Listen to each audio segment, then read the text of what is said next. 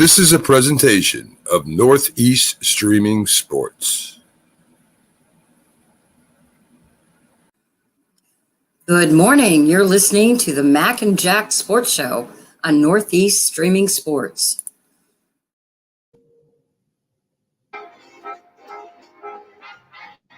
Happy Friday, everybody. December 1st. November is come and gone, and now we are into December. And, of course, this is when all the championships start happening, when we start finding out who's in the college finals. All good stuff is going to come to a head as far as the NFL. We start seeing who's making the move towards the playoffs and everything. And to help us with that is Byron Williams, former NFL wide receiver, played for the Giants, as you see him proudly wearing that sweatshirt, and a lot of different teams, and also was in Canadian Football League and the World Football League. Good morning, Byron. How you doing today? Good morning. How you guys doing this morning? Good morning. Good. And I, of course, am your host, Mac, with my co-host for the last couple of years anyway, Jack Hirsch. And we're going to go ahead and we're going to get you all caught up on the news as far as the NFL goes right at this point. Last night, the Dallas Cowboys can beat a team that's over 500. They come back and they beat Seattle 41-35. Dak plays a great game. This Dallas has scored 40 points plus for the fifth time this season. That's I think that's a record, as a matter of fact. Tyler Lockett drops a wide open pass that could have put them in at least field goal range. He would have been inside the 35-yard line. And, let's get you some stats here. That goes for 299 yards, 3 touchdowns, no interceptions. CeeDee Lamb, 12 receptions for 116 yards and a TD. And Geno Smith has a good game. He throws for 334 yards, 3 TDs, and 1 interception. Byron, as far as wide receivers go, CeeDee Lamb has really come of age this year. Last couple of years, he really wasn't a number one. He's a number one now, that's for sure. Yeah, since Mike McCarthy started calling the plays, I think he see that CeeDee Lamb needs to be moved around, utilized a little bit more, and really having a great year. And he got the momentum going, and he's decided to watch and run good routes. Very, very demanding of the ball. So he's having a great year thus far. So he's definitely been in the Pro Bowl the last couple of years as well. Well, you mentioned when you're on J&B Talking Shop, when you're talking to Jim Jeffcoat, when you're talking about CeeDee Lamb, they should put him in motion more. They were lining him up and just running straight routes. Put him in motion more to get the type of coverage you want, get some mismatches, and that's what they're doing this year, Byron. It's like they were listening to you. Absolutely. I thought that a long time ago, ever since he's been on the team. And now with the addition of Brandon Cook, who very run that inside routes, have really helped them open up their offense as well. Michael Gallup is not doing a lot, but Brandon Cooks have came in and done, he got about 5 touchdowns this year. And that have really added, as well as their tight end play. Their tight end play has been improved as well with Ferguson last night, had a great game. So, Dak is really, spreading the ball around and making everybody look good. But you got to give credit to CeeDee Lamb. He's really having an awesome year. Well, I think the story for Dallas is the way Dak Prescott has rebounded lately. He's playing at the type of level that was expected of him. And yesterday was only the 6th game, guys, in NFL history when neither team punted. And the Dallas defense, that was a bit shaky for a good part of the game. They really showed up at the end. I mean, on Seattle's last drive, they had 2nd down and 2 yards to go, and they couldn't get a first down in the next 3 plays. Just couldn't get a first down. And Micah Parsons, of course, on the final play of the game, was left completely unblocked. Yeah. And Seattle set up some type of fancy scheme where they left it up to Micah Parsons to figure it out, but they knew they weren't going to block him from that angle, and Micah Parsons did figure it out, and he had a straight shot at Geno Smith. And you kind of wonder with Geno Smith, when he was really getting pressured, he tends to panic a little bit. I don't mean he throws interceptions. He just throws the ball into the ground. And on 4th down, final play of the game for Seattle, he's throwing the ball low in the ground. If anything, just heave it in the air and hope you get lucky. in the direction of a receiver, but he didn't even give it a chance to work out in that final play. Yeah, he should have threw it in the direction of Metcalf. That was the player of the game for them for making some plays. And you're exactly right. Whenever he see pressure, he panicked for some reason. Yeah. Hey, good morning, Rick. How you doing today? We're gonna get to that in 1 second, Rick. I'll keep your comment out there. Byron, they tried to throw like a flat. They let Micah Parsons come in, tried to hit the wide receiver in the flat. But normally when that happens, the running back kind of chips the defensive end coming in, so kind of slows them down a little bit. But they didn't do it. Why didn't they do that time? I mean, I've seen other teams run that play. I've run that play where you're going to kind of set up a screen or hit the guy in the flat, but you always chip that defensive end coming in to slow them up a little bit, and they really didn't do that. Yeah, you have to have a combination of blocker for Michael Parsons because of his quickness and plus Jason Peters has been playing 20 years and he just don't move like he used to. He playing the right tackle last night, and they just couldn't create a match slow him down, and that really created hectic for the offense Seattle. So you're absolutely right. Michael Parsons he's a game wrecker. And I think they had a great game plan at the end, and that's what really hurt Seattle. Now, I think, correct me if I'm wrong, Rick, you're talking about the time that they had Dak. Dak looked like he was Eli Manning for one play there where it looked like he was going down. He fought off. He rolled out to the right, hit the guy on the sidelines with a pass, kept the drive alive, picked up a first down. And I know they got – correct me if I'm wrong, Jack. They got rid of that in the grasp rule because quarterbacks, the defensive linemen were stopping, and the quarterbacks were taking off and running for big gainers. I remember it happened against the Giants at one time. Yeah, there's a lot of complaining about the officiating, and especially for the defensive linemen. They're running after quarterback at top speed, and then the quarterback steps out of bounds at the last moment. And the defender, they have to stop. It's like slamming on the brakes on the parkway. Yeah. Basically the same thing. The team who's in a precarious position now, the Philadelphia Eagles, because they have a big game Sunday, guys, against the San Francisco 49ers. And there's a good chance the Eagles are going to lose that game because the Eagles have had a very tough schedule. They beat the Cowboys at home. Then they beat the Chiefs. They beat the Bills. Mentally, you can't get up for big games every single week. You need a soft game now and then. And they play the 49ers. If the Eagles lose to the 49ers, they're only one game ahead of the Cowboys, and then they have to go to Dallas in a couple of weeks. So in a little over a week, the Eagles and Cowboys might be tied, for first to see who gets the bye. And the 49ers would be in it as well, as to see who gets the final bye in the NFC. So the Eagles are under a lot of pressure. They got to put the 49ers away Sunday in Philadelphia, which is going to be very, very hard to do because the Niners are playing well again. But if they don't, then they got to go to Dallas. And what has Dallas done? Something like 14 in a row at home. The Eagles would actually be underdogs in that game going to Dallas. I don't know if they'd be underdogs or not. I'm not sure about that. Point-wise, I bet they would because it's in Dallas. Maybe, but I don't know. You got San Francisco is favored in Philadelphia this week. There you go. I was surprised about that. So, I don't know. I know, listen, the Eagles, I would never bet against the Eagles if I was betting any points.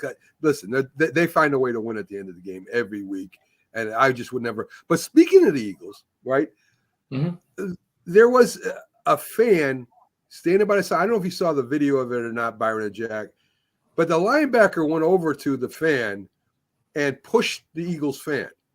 And he's probably going to get Bill player, yeah. A Buffalo Bill, sorry. Push the Eagles fan, and he'll probably get fined or suspended or something for this. But what was happening is he was threatening, allegedly, to all three Buffalo Bills people that were there, the players. He was threatening the guy's family. So that's why the guy pushed the Eagles fan. It wasn't because he was just yelling at him. It's allegedly, all three of these Buffalo Bill players are saying he was actually threatening the guy's family. And I know you got to have thick skin being in the NFL. But, maybe the fans should be suspended too. I may go along with Jack with this now. I always thought it was nonsense, but maybe that's what has to start happening. Let me tell you something. If the fan did, if he threatened the Bills player's family, I hope there's a knock on the fan's door and it's the police bringing him into custody. He should be dealt with just as if he was on the street. Fans seem to think because they pay for a ticket, they're sitting in the stands, they could yell and say what they want. It gives them some type of protection.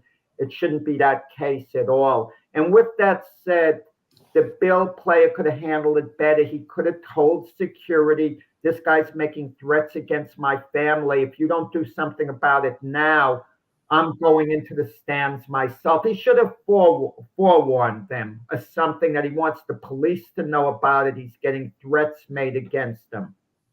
Yeah, I think that's what they should do. I mean, you got so many people that work with the teams now on the sideline. Just tell one of the guys on the sideline what's happening and inform the security and the police and let them handle it. You have to be mature-minded. You can't, let that be a part of your game as well. You got to stay focused on your assignment. But Byron, sometimes you see players at the end of the game, the visiting team wins and they're holding their finger up to, their mouth to taunt the fans to be quiet. The player should be dealt with. If you start taunting fans in any way, that's unacceptable as well. Yeah, I think it goes both ways. Exactly. I think that's something that they talk about in preseason, in do's and don'ts with the players, and so it's like they do know that that's not part of the game. You got to stay focused on your assignment, your job, and the safety of you got so many people looking at you. Your teams are looking at you. Kids are looking at you, and it's a different game now. You got all these cameras and. You can't hardly do anything like you used to. Well, Byron and Jack, I mean, how far do you take this? Is a celebration a taunt? I mean, if they go in there and they start doing the wild bird fly or whatever the hell they call it, is that a taunt then too? If you're imitating the other team, what they normally do when they celebrate, that's considered a taunt. Absolutely. Mac, you, Byron, we were brought up in this type of culture, and it's wrong that fans pay for their ticket. They can say whatever they want.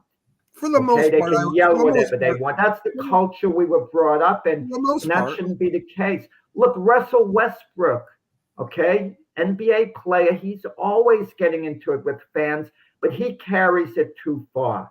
The only time a player I can understand getting into it with fans if you get too personal. If you yell, you're going to do something to someone's family.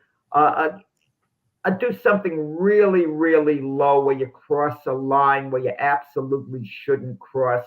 That's unacceptable. Players shouldn't have to endure that. Yeah. What happened to thick skin? What happened to just playing a ball game and who cares what anybody else says?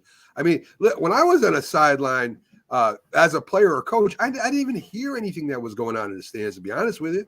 I was totally focused on the game. Let me ask you this, Byron. I don't think, Byron, this is a new thing. I think this has been happening since football began. I just think there was thicker skin. Absolutely. And just to think about it, when we played Philadelphia and played the Redskins, I mean, you hear that all the time. That's part of the game. That's part of what you expect. You expect the people to talk noise to you. So you just have to have tough skins and thick skin and go on. I mean, I just think sports need to be understood that this is temporary, what the people say and do anyway. Yeah, I mean, there's nothing real there. Nobody's going to do. I mean, how many families of an NFL player has been attacked or you know what I'm saying? That's never happened. I've never heard of that happening. So to me, this is all just talk, people getting drunk or people getting rowdy, talking trash. It's all it is to me. Yeah.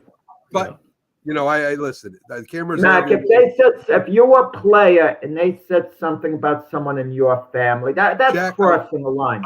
I swear to God, Jack. I don't know if you ever played in front of large crowds before. I didn't hear nothing. I didn't hear the fans. I didn't hear the cheerleaders. I didn't hear nothing. I was so focused on playing the game or coaching the game. I didn't hear. In fact, parents they used to have to call me over. I didn't even hear them.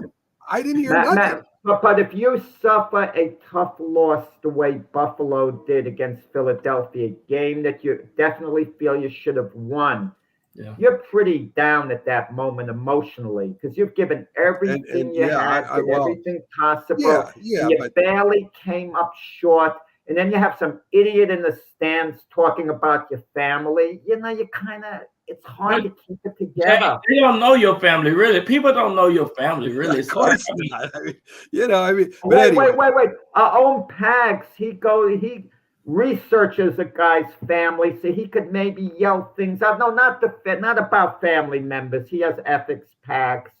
But if the guy doesn't like, spaghetti and meatballs, Pags will know that. If the guy once got sick eating spaghetti and meatballs, Pags is going to yell out, "We'll have a big dish of spaghetti and meatballs waiting for you after the game." Yeah. So Rick makes a great point that the basketball court people are right on top of you, and that is correct, where there's a distance between football and that. Let's talk about the Hall of Fame. There are a lot of people that are making the semifinals. I want you guys answers if they're going to be finalists, if they're at least going to make it to the finals, not if they get in or not. And let's start with our own Tiki Barber, Byron and Jack. He's a semifinalist, first time. Does he make the finals? I hope so. I think he deserves it. I think he, his character and what he meant to the Giants and his character. Yeah. What do you mean, like character is, and what way? Well, I mean, what he means, what he meant to the Giants and the things he done. I'm just saying. I think he'll be a good finalist. I think it's time for a Giant to go into the Hall of Fame. Jack nailed you, Byron. Jack. No. Tiki's reinventing himself now. He's a talk show host. He's an NFL analyst. He's controversy free, and but with that said, you look at his performance on the field. I think he should be a finalist. Well, that's the key. That's the key to me. I don't care about the broadcast. I think he should. I agree with you. He at one time he led the league in total yardage passing. He was like the guy from San Diego. I can't remember his name right now. The one that's in the Hall of Fame right now. Not LaDainian Tomlinson. Yes. He was more Saquon Barkley type runner. He was more like, he caught the ball unbelievably. The guy at one time led the league on both sides of the ball. I don't think he gets in. I don't think he gets in this time. I think he's got a couple more to go through. But I do think eventually he gets in. Anquan Baldwin, 2-time semi finalist. Do you think that he makes the finals? Of course, he's wide receiver, played with the 49ers and the Ravens and all those guys. Yeah, and I think he'll be a good candidate to get in. Definitely. It's so many good guys. It's hard to say, but he's very one of the top performers and changed the game the way he's kind of like a hybrid. He was like a tight end / wide receiver. What do you think? Rick puts down Jim Marshall. Minnesota Vikings are the purple people eaters. Needs to go in. That was a great defensive, line that they had. Yeah, he's okay. Who was the best of that group? Jim Marshall, Carl Alan Page, easily. He's an. I always like Carl Ella. Carl Ella was good, but he's no Alan Page. Alan Page was the NFL Defensive Player of the Year, or MVP. He was one of him and LT share that same award, being a defensive player. But the purple people eaters always got eaten up in the big game in the Super Bowl. They did. It was more their offense could move the ball, but they kept Miami and Pittsburgh in check for the most part when they played them. I think Anquan Baldwin. Pittsburgh, they did, not Miami, really. Yeah. Anquan Baldwin, I think he's borderline. I don't think he should go in there. Landon Fletcher, linebacker. He played for the Redskins. I think the Rams, if I'm not mistaken. Buffalo, the Redskins. Yeah. I can't say yes. Kind of a fast one, a fast linebacker. I'm with you, Jack. I don't think he gets in the Hall of Fame. I think he's borderline too. Dwight Freeney, defensive end. Interesting one. Very interesting one. I think Dwight Freeney might have a shot at getting in. Yeah, for the Colts. He was an anchor that Colts defense. Dwight Freeney, like you're asking me yes or no. This is the Hall of Fame we're talking about. Right. Dwight Freeney, he's on the cusp. I'm leaning towards, but if push came to shove, I might not vote for him, but I'd lean towards him. Yeah. What do you think, Byron? What do you think about Dwight Freeney? Yeah, the white friend. This is his second. This is his second semifinalist. So he definitely eventually will get in. Yeah, I think he can be a high consideration. I think a finalist this year. I think Clegg. Finalist, finalist, yeah. If that's the question, whether they should go to the finals, the answer is yes. So to answer that going forward, I'm going to answer whether they should be a finalist, whether they should be in or not. Okay. Yeah. Right. Yeah. Okay. Klecko, Rick, for a short period of time was dynamite for a short period. He was better than Marshall at peak value. I agree. Klecko and Marshall at their very best. We're not talking career over whole career. At their very best was, better than Marshall. And I don't know if I necessarily agreed with him going in or not either. I think he was borderline too. But as you're saying, Jack, in his prime, for those 5 or 6 years, he was dynamite. There's no doubt about that. Yeah. Let's see. Antonio Gates, tight end. This is his first time coming up. I think he's a finalist. Yeah. Yeah, this is his first time. So, yeah, I think Antonio Gates, he really was this was his first time coming up. So I think he should be a finalist, no doubt. And I think he'll be in the Hall of Fame. I think he's one of the best tight ends in the history of football, to be honest with you. Eddie George, second time up. I think he's one of those guys to me again. I don't think he's a finalist. I don't think he makes it at all. He was good. He was good. There's no doubt about it, but I don't think he was very good. Yeah, we're helping the Titans that. I don't think he's a finalist. I don't think he's a finalist. James Harrison, linebacker for Pittsburgh Steelers. This is his second time. I think he becomes a finalist this year, guys. Hard hitter, really hard hitter. Whether he's probably going to be a finalist, I'm not sure that I'd vote for him to be a finalist. Yeah, anytime you get anytime you get a Steeler and the Cowboys on the round of 24, they usually make the list. So because of the popularity. Super Bowl MVP. I want to tell you, Byron makes a great point. One I don't think I've ever thought of. It depends on your team. If you're with this storied NFL franchise like the Steelers, the Cowboys, it does kind of increase your chances unless a lot of players from that franchise have gone into the Hall of Fame, then you could get left out. Like in the case of Jerry Kramer with the Packers, he finally got in. Yep. But for years, he was left out, one of the great guards. I could never understand that. Yeah, and the good thing, I got a chance to meet him up close. He lived here in Dallas for a while, and he came to one of our NFL PA meetings, man. It was a pleasure to talk to him. Yeah. Tremendous. Okay, let me give you some. Let's get this guy. I want to get to the drafts here. Let me give you just yes or no finalists. Rodney Harrison, former Patriot, former Charger, I think. Yes. I think yes. Devin Hester, punt returner, kick returner, wide receiver. He's been semifinalist 3 times. I think yes, he deserved to be there. Yes, I do too. Let's go to Steve Smith, wide receiver for the Panthers. He's borderline. He's borderline for me right now. Yes, one way or the other. Yeah, I'd vote for yes to be a finalist. Yeah. Ricky Waters, former running back for the 49ers, I think the Eagles, if I'm not mistaken. No. He's been a semifinalist 4 times. Man, that's that's that reason to put him in the finals because you're tired of him sitting as a semifinalist. No. Yeah, he's been in the semifinals for 4 times. So I don't think he'll ever be a finalist, to be honest with you. Okay. Reggie Wayne, 3-time semifinalist. That was Peyton Manning's go-to guy. Broke a lot of records with the Colts. I think he should be a finalist. Yes. Okay. Vince Wilfolk, defensive tackle for the Patriots. Man, 3 times. He was a bad boy. I think yes for Vince. I could go either way. Slight no, but I could change my mind tomorrow.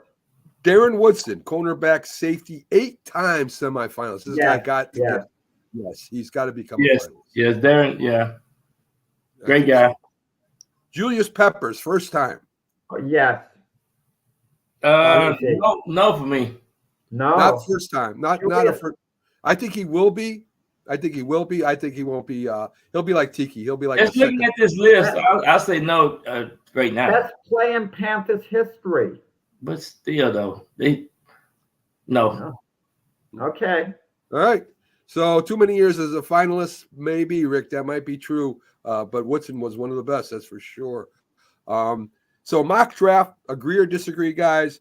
They have wide receiver Malik Neighbors of LSU going to the Giants. What do you think, Byron? First pick. No, I like Marvin Harrison Jr. Well, I don't think he's going to make it to the Giants. That's why they're. No, but I'm just saying. I think they should go and try to find a quarterback. Okay, all right. Jack, offensive tackle, J.C. Latham for Alabama. They're trying to get some tackles to protect your quarterback there.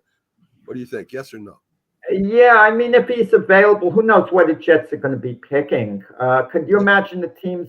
Could you imagine somehow the Jets don't win another game this year and the teams behind them win a couple of games and the Jets are in a position to go, let's say, third and get Marvin Harrison Jr.?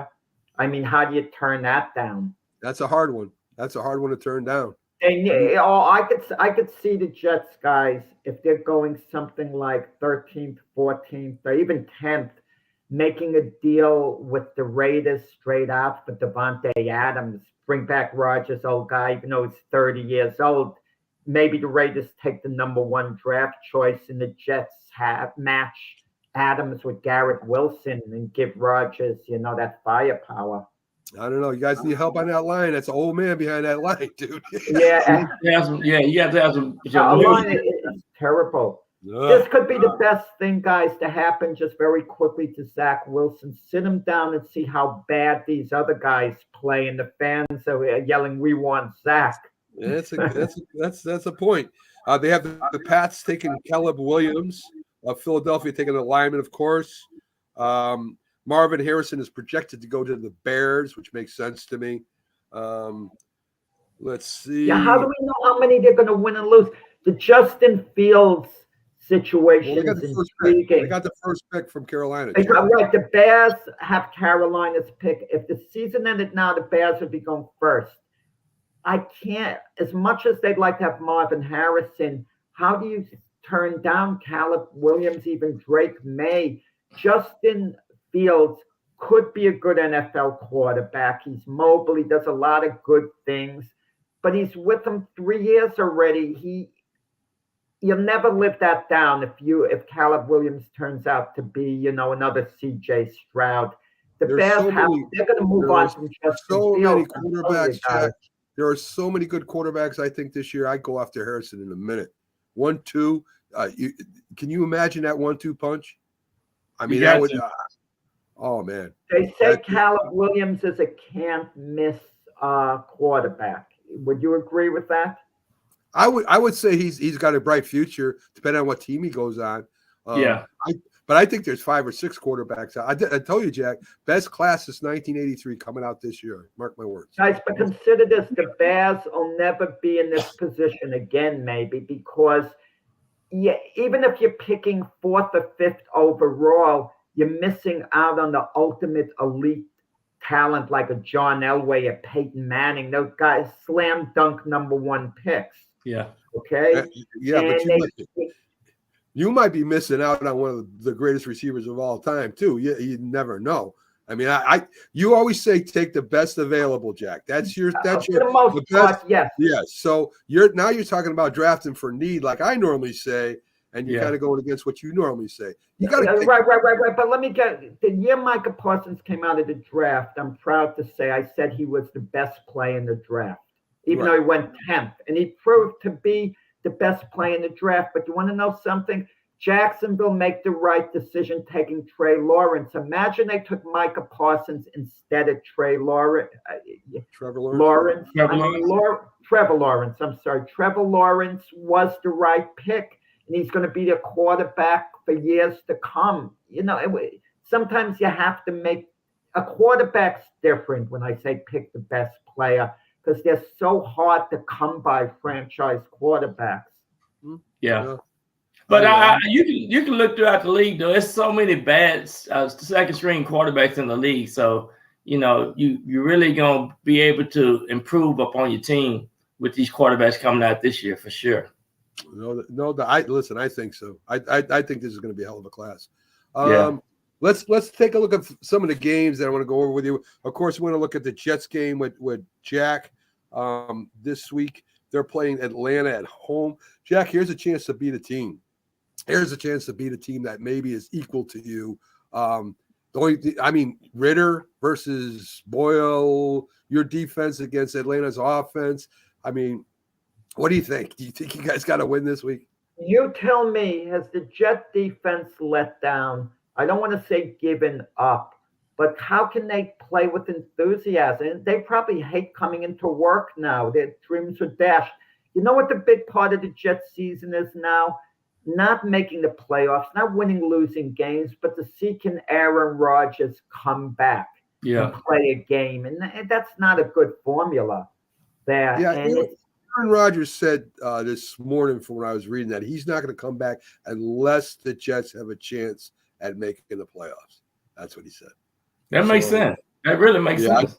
I think they've got to beat Atlanta, and Tim Boyle didn't look like he had much against the Dolphins. The offense wasn't moving the ball. They're not blocking. Rick is not too excited about the Jets' chances this week. Bijan Robinson, he should have a good game. We'll see what happens. I think they got a chance. Let's bring in Keith. They're not really using Robinson the way that they should Atlanta. Yeah. Good morning, Keith from TGI Sports. How you doing this morning, buddy? Good morning, guys. How are you? Good morning. We're talking a little bit about the Atlanta at the Jets, Keith. I think the Jets should be able to beat Atlanta, right? I actually like the Jets this weekend. I do myself. Atlanta's a mess. Their coach is probably getting fired. Same quarterback. If the Jets lose to Atlanta, I don't know. I don't know anymore. Right, Byron? Atlanta beat New Orleans last week, and Sonia coming on the show called it because they had all the hip hop artists in town, and that was going to motivate Atlanta, and she was right. I'm not really in first place. Atlanta's in first place. They'd be in the playoffs if the season ended today. Because they get to play the NFC South. The weakest division you want to play. Yeah, right. And Rick is making sure Byron stays true here too, because he said he's picking Atlanta. So Byron can't say the Jets. All right. New England playing the Chargers. We'll get to the Patriots news first here, since we brought you in during the football. The Chargers, Patriots. Justin Herbert can't win a game. What do you think, Keith? Well, your boy's starting, so maybe we get a chance to win this game. I don't know. Zappy's no better than Jones, but Jones is a mess. He's spiraling out of control here, and this whole situation has spiraled since last year, as we've talked about. Right now, I said last week that Mac Jones probably still gives him the best chance to win. I don't know if I believe that anymore. His mental state is really bad, and you might as well put Zappy in there and give a shot. Chargers find a way to lose games. If this comes down to coaching, at least we might have a chance to win this game. I don't know. You know what Mac Jones reminds me of, guys, is like when that bully steals your milk money at lunch. I never had it happen to me, but I've seen kids. They just give up. That's what it looks like. I thought about this when we talked about it Wednesday night. That what he kind of looks like is Tony Eason against the Bears defense in the '86 Super Bowl. That's what he looks like all the time. Yeah. It's good morning, Jason. Glad to have you. Keith, have the New England fans turn on Mac Jones the way they did against Tony Eason? Because with Eason, it was a terrible relationship between him and the fans. It's not that, from what I can tell, it's not that bad. Tony Eason was awful. You got to remember, they had Steve Grogan, who was a favorite there still then. They had Doug Flutie that came in later in his tenure, and everybody wanted him to play. And by the way, I was in the stadium every week, so you could tell the vitriol was just easy to tell. It's not as easy to tell on TV, but I don't sense it's as bad as it was towards Tony Eason. I was a big Tony Eason fan, and about the only one in the stadium on Sunday. They took him to a Super Bowl. You got to give him some credit. Well, Steve Grogan had a lot to do with that as well. But yes, I thought Tony Eason had a lot of potential, but he just was a guy with gun shy back there. Yeah. Yes, I agree. One more game. Byron, stay with us for 1 minute here, and let me hear your thoughts. San Francisco going to Philadelphia as a favorite. I don't get it. I don't get it either. I mean, you're going into Philadelphia. I know San Fran's got a great team. So does Philadelphia. You would think 3 points goes to the home team, and San Francisco's favored by 2.5. Yeah, I don't get it. I just think Philadelphia should be favored in that game. I really don't get that. They should be. One thing, and I will point this part out. I mean, when it comes to the lines, you got to remember it isn't necessarily who somebody thinks is a better team or whatever. They're setting those lines so they get money bet both ways, right? So it's a little bit skewed as the way we look at it. Yeah. I don't think a lot of those odds makers think the Eagles are a worse team than the 49ers. They just want to get money bet both ways so they can't lose. Yeah, that's Vegas. Exactly. Yeah. 3 big games in a row that the Eagles won against 3 top teams, 3 emotional games they pulled out. I mean, like I said earlier in the show, it takes a lot out of you mentally, and the 49ers are really primed for this game. Well, you know what? You can put my underdog pick down right now because it'll be the Eagles. You give me them 3 points at home. I don't care who they're playing. I'll pick them every time. And plus, they got to fly all the way across America. Oh, here we go with the Jim's line. Come on. Jeff Goat is crazy about that's that. Jim. Come on with Jim. Listen, I don't play professional football. Travel miles he picks things based on that. Hey, listen. I mean, we all analyze football, the teams and everything. Jim analyzes travel miles. That's what he makes picks on. He does a lot of traveling, Jackson. Yeah, he does know about they have to travel, so they're going to lose because they got to travel. Hey guys, good Friday. Happy Friday. Vacation and travel. Byron, take care of yourself, buddy. Thanks for coming in. Everybody, Byron Williams on J&B Talking Shop, and again joins us every Friday. Keith, we have a new commissioner. Just to let you know, Jack will be, since Jack's complaining about me, because really he's in the lead. You're not. I made a mistake on one game, but since Jack is complaining about, no, Jack is in first. I made a mistake on one of the games he picked. And since I've done such a terrible job, Jack is now going to be taking over. He's going to be keeping track of all the games. He's going to be winner here. I get it. Yeah, I did it under the condition, only under certain conditions. Anyone who's mathematically eliminated, like Jeff Coat, we don't take their picks anymore once they're mathematically eliminated. Oh, no, because that's a source. Only under that condition. That's a source of great entertainment every week. I think so too. And I think it is. Coat is complaining he didn't understand the rules. I mean, let Jim be the commissioner. He's the one that's complaining. No, you're the one complaining. No one else is complaining but you, Jack. So Jack doesn't understand that I try to keep up with 48 other shows besides this one, and that's just one of the extra duties that I do. Well, this is get your priorities in order. I'm going to try. I mean, the picks are really important.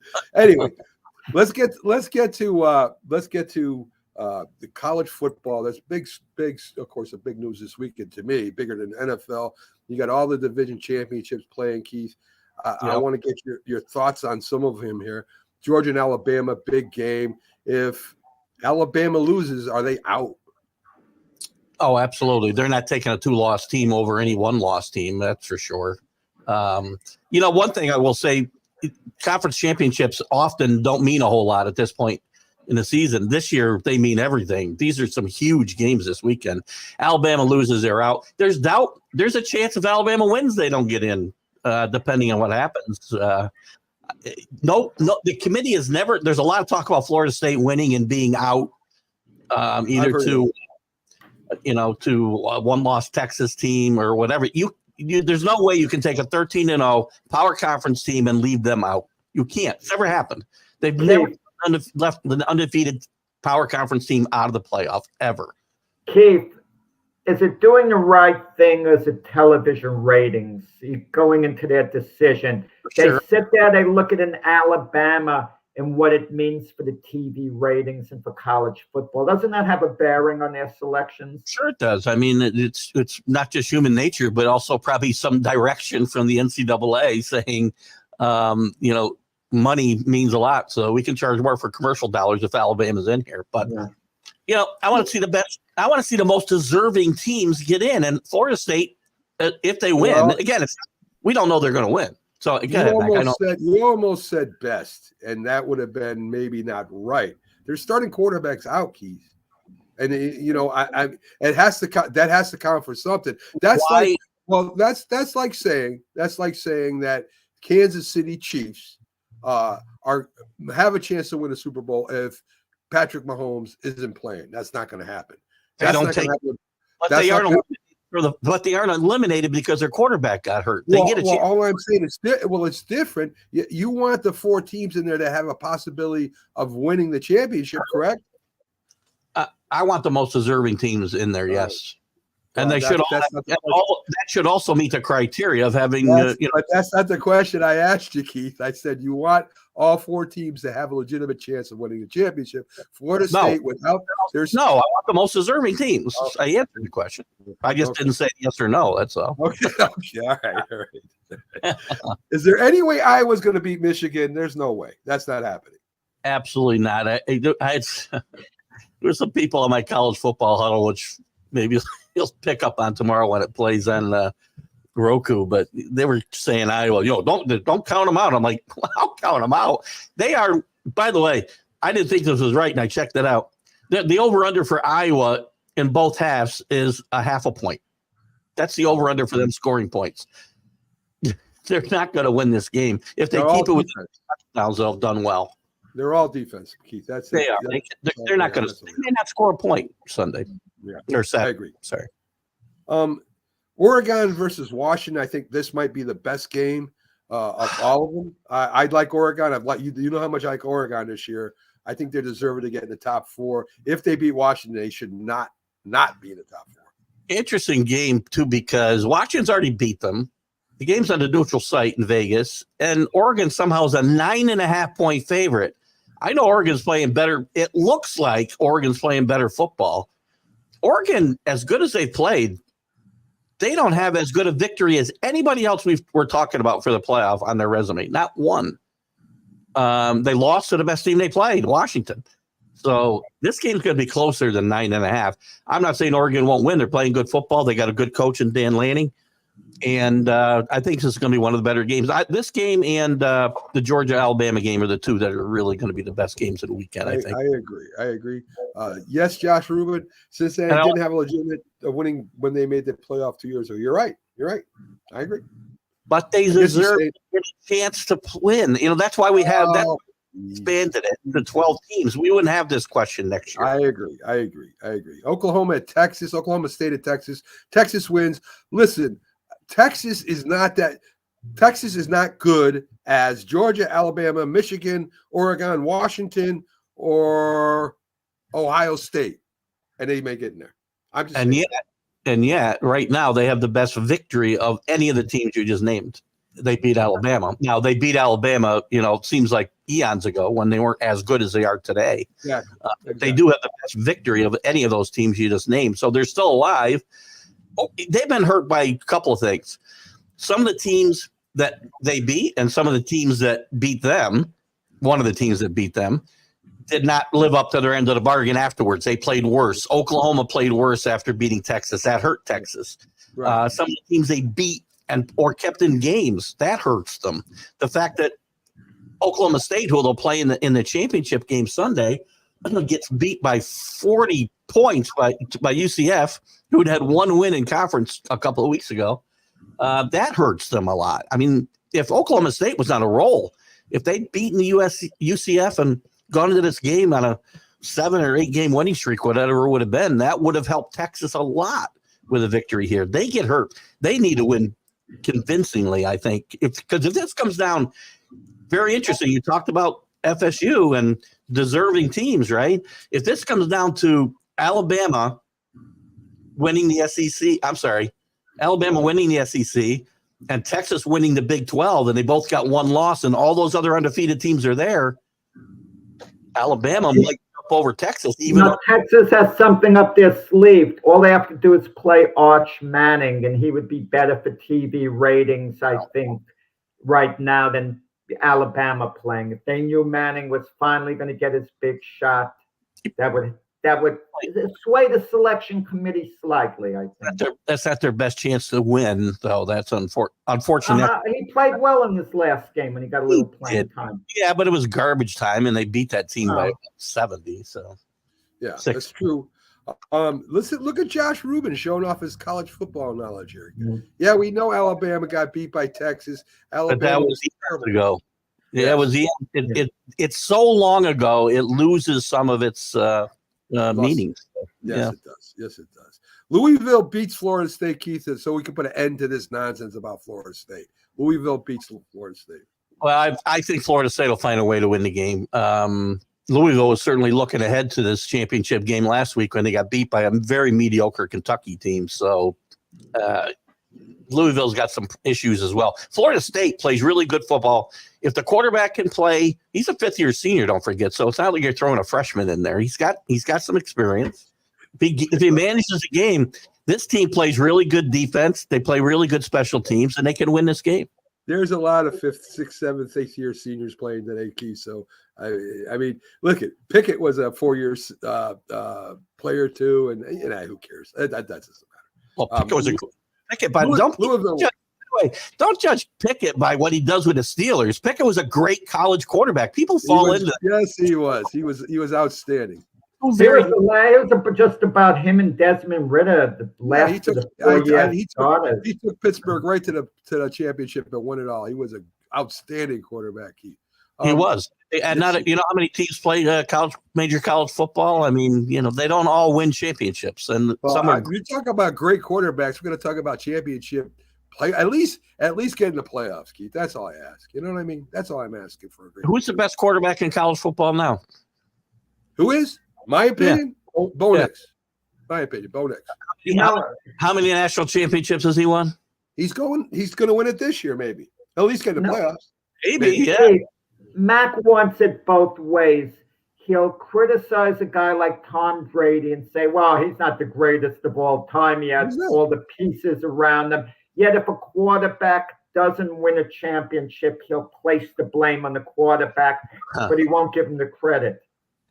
I get this conversation a lot on my college football huddle show that, talking about Ohio State never produces. Well, this year they got a great one, maybe a great one. They don't produce great quarterbacks for the NFL. Who cares? That's not the coach's job at Ohio State. His job is to win games in the Big Ten, win Big Ten championships, beat Michigan, which they're not doing, and maybe win a national championship, not develop quarterbacks for the NFL. There's great quarterbacks and great players in college we tend to run guys down if they get to if they're in college and they your job as a coach at any level is to develop your players. What are you talking about? No, your job is to win games. Sorry, you're developing your quarterback to win games at the college level. At the college level, yes, not at the level. It's not his job to develop professional. No, Keith. But you'll agree on this. The best high school players in the country, when they're selecting a college, they're thinking, what college helps me best get to the NFL? And coaches do speak to recruits about the players they turn out who play in the NFL and what they can do to develop that player and get them to the NFL. I won't disagree with that. But again, just because Tim Tebow is maybe the greatest college player of all time, maybe he was horrible, and he wasn't. He wasn't. And he created one of the biggest buzzes in NFL history. Tim Tebow. That doesn't matter. So did Johnny Football, Johnny Denzel. Listen, not in the NFL. Manziel didn't do it in the NFL. He did create a buzz. He did create a buzz. He did create a buzz, just the wrong kind. Johnny Manziel didn't create any buzz in the NFL. Tebow did. Listen to me, Jack. He did, but not the right kind of buzz. Yes. Ryan Leaf created a great buzz. Ryan Leaf, created a great buzz in the NFL for the wrong reason. Keith, yes. They did not develop him as a quarterback. They developed him as a running back leader. He was a tremendous athlete. You can't develop that was God given to him. They didn't develop Tebow. They didn't develop Tebow as a quarterback at all in college. I didn't say that. I said he was the best player in college football history and in Right. NFL. Well, next Herschel Walker, maybe. I don't know. I think Herschel Walker is close. I'm a big Archie Griffin fan, by the way. I think Archie Griffin's underrated as a college football player. Okay. Only two-time Heisman winner. Two-time Heisman winner, yeah. I'll give it to him. Too small to play in the NFL, though. Why did Ohio State fall so far, Keith? Do you really believe that those teams in front of Ohio State are better than Ohio State? The standings say they are, yeah. So you are what your record says you are. You're old fat bastard of a football coach. Sorry about that. Bastard, what happened?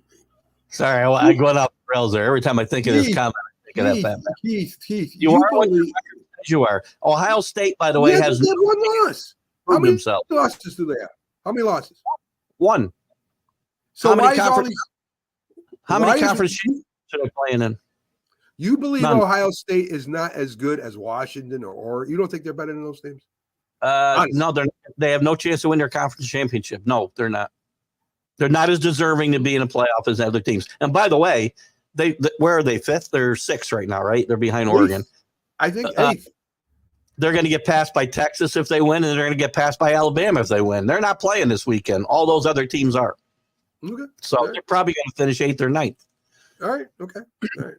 Depending when your winners or losers this weekend, yes. Well, right now they're at number 8 to let you know. No, they're at 6. They're at 6. You sure? Yeah, let me double check right quick. I think Texas is ahead of them right now. Let me bring up the.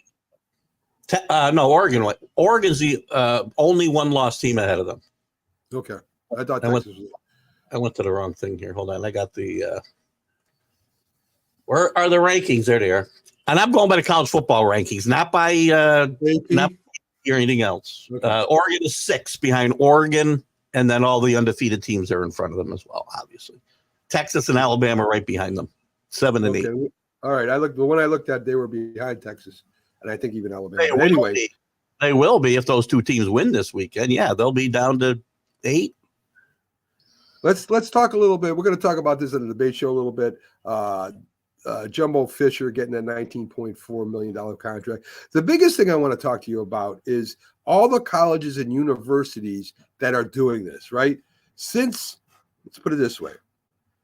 Colleges and universities have spent more than $500 million on fired coaches between 2010 and 2021.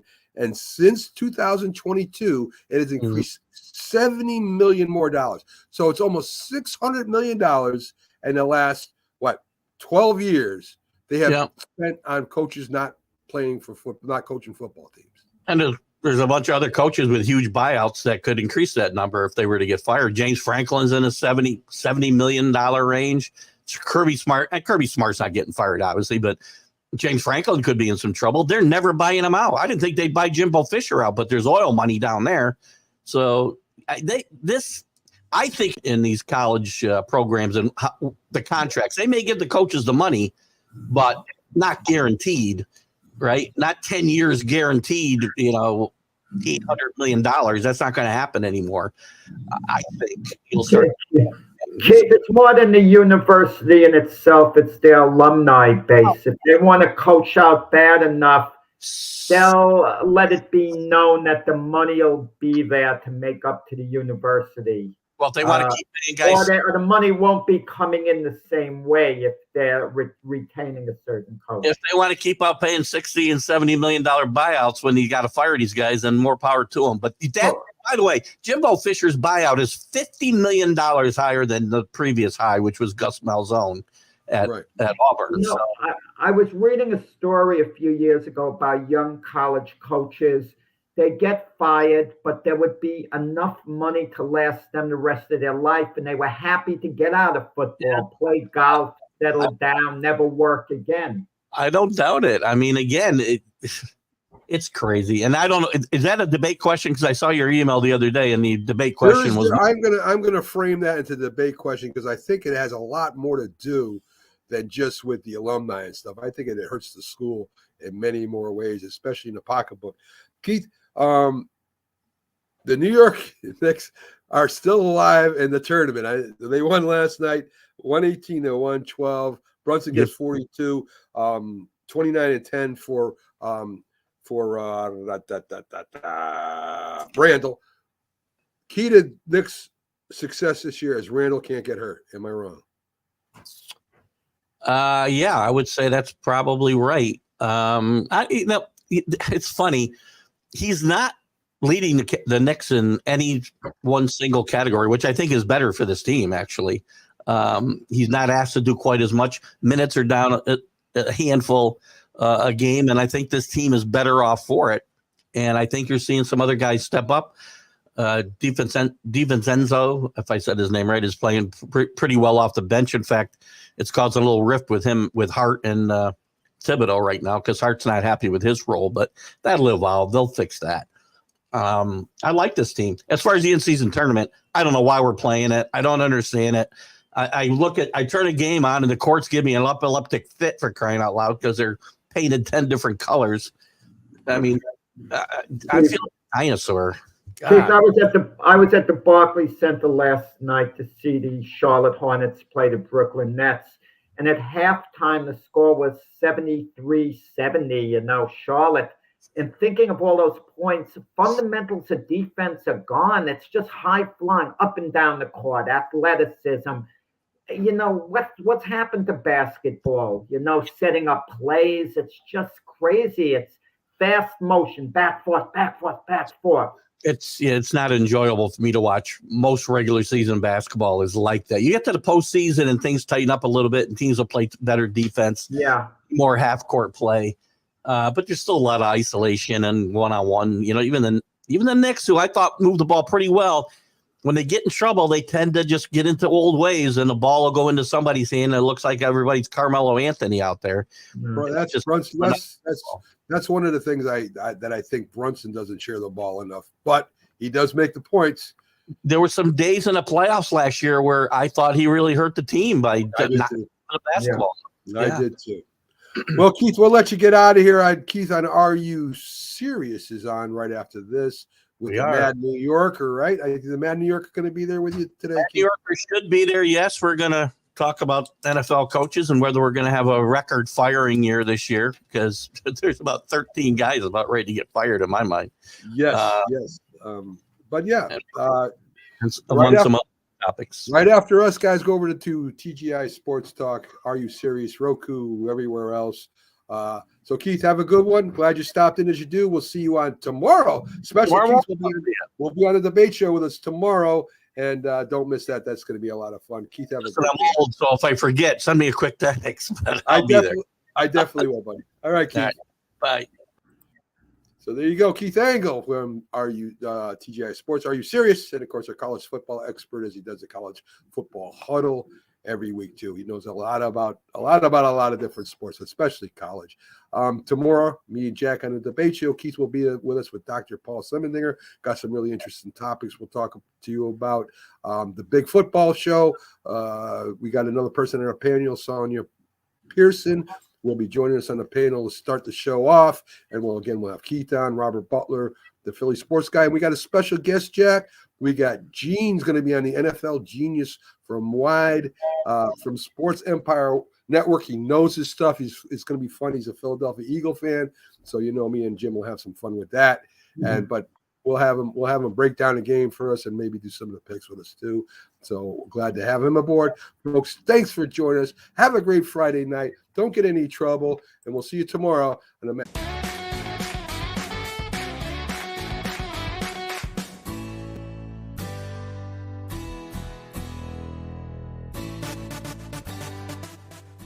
Good morning, everybody. Keith Angle here for TGI Sports Talks. Are you serious? I'll be joined by my co-host, the Mad New Yorker, here in just a few minutes. We're going to talk a little bit of NFL coaching news. I think we could have a record. I've got 13 coaches in trouble as we speak. Who knows if that number grows or shrinks, but We'll see. That includes the people who have already been moved. We'll talk a little bit of Major League Baseball and focusing on Soto, whether he'll be traded, where he might be traded, and should the New York teams be involved. Same thing with Ohtani in a free agent light rather than being traded. Who's the front runners there, and should the New York teams be trying to get involved? And also, we may talk couple other things. There's talk that Florida State will be left out of the college football playoff, even at 13-0, if certain circumstances arise. I say it's really a bunch of nonsense and shows how incompetent these committees can be.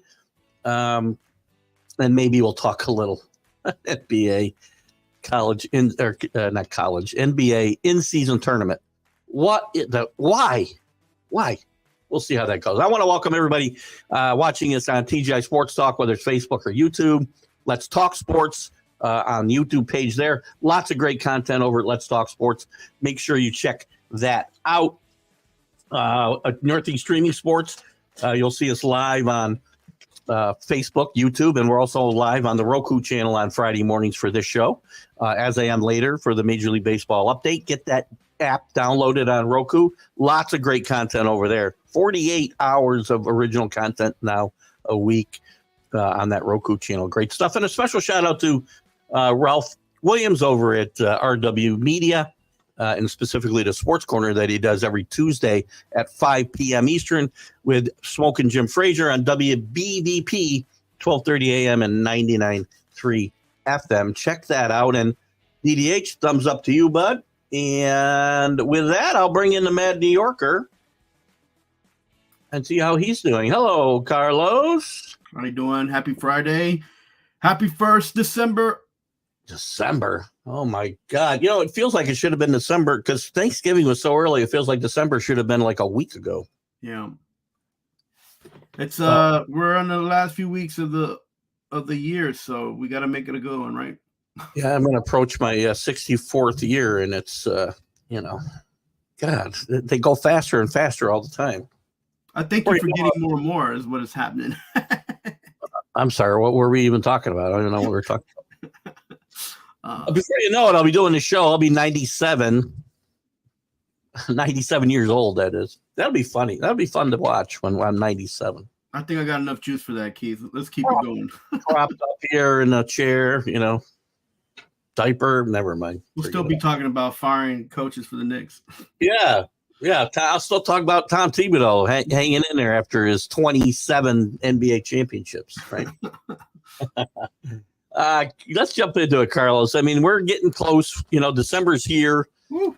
We've already had a few head coach firings. Who's on the hot seat? Who's on the hot seat? We'll talk about who's probably. I think we're going to have a record. I looked for the record. I couldn't find it. My head says it's 10. Wow. But I can't verify that because I couldn't. I've looked everywhere. I cannot seem to find a number. But I think it's 10. Maybe it's 11, whatever. I think we might get as high as 13. And we're going to go around the league because we're getting, as I said, we hit December and we hit. I didn't say some good mornings here. We hit the holiday season when everybody likes to fire their players, their coaches. And yes, we get the Black Monday, after the last game, which I'm not sure. Last game, I guess, is New Year's. I think New Year's. I'm not sure. New Year's Eve, I should say. But we get to holiday season. It's very stressful for a lot of people in general. How NFL coaches, it's more stressful because a lot of them are not going to have a job once those seasons end. But let's go around the league and we'll go division by division just so that we don't miss anybody. Dolphins obviously are not firing their head coach. Nah. I'm not a great fan of the guy because I think he feels like he invented football sometimes. But good morning, Rick. Good to have you with us. But I don't think let's go to the number one suspect in that division. Well, there's two in my mind. Well, there's three. Number one suspect is the Patriots in my mind. Probably at top of my mind. Okay, so can we put a pause on that one? We put a pin on that one because he's more likely to leave than he is to get fired. I don't know if that. Well, he's more likely to get traded than he is to get fired as well. Okay, hot take. He thinks he'll get traded, right? He cannot walk away on his own and coach next year. I think he resigns. Which he can do, but not coach. And I think he'll take his kids with him. I don't know if they'll stay. By the way, if Bill leaves, they're leaving. Yes, the whole brood. So I think the number one suspect is McDermott. I was going to say McDermott. I think Salah's moved into the conversation. Not just he's definitely in a mix. Let's stick with McDermott for a minute. If this mess continues, and they beat the Jets a couple weeks ago, but big deal, right? So right.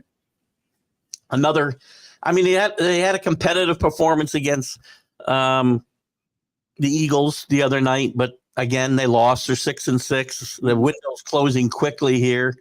They've already fired the offensive coordinator, which, again, I think they fired the wrong guy. McDermott is the guy everything's got to end with. And if this team finishes, 8-9, 9-8 out of the playoffs, or even makes the playoffs and makes a quick exit, I think this team needs a reboot. And when you reboot, you usually reboot with the head coach. Yeah, here's the things about McDermott. As much as he's the number one suspect, I feel like the Bills are always about their pocketbooks. They're always about what is for the what's best for the team, consistency. They got history behind them. As much as I downplay their success, I feel like he is not going to be fired because his winning record will keep him there for financial reasons. They're building a new stadium. They're going to cut some players that. I think we're building that stadium, but that's fine too. Yeah. So with all that in the mix, I feel like it's probably easier for Bean and the rest of the group there to be like, let's keep them.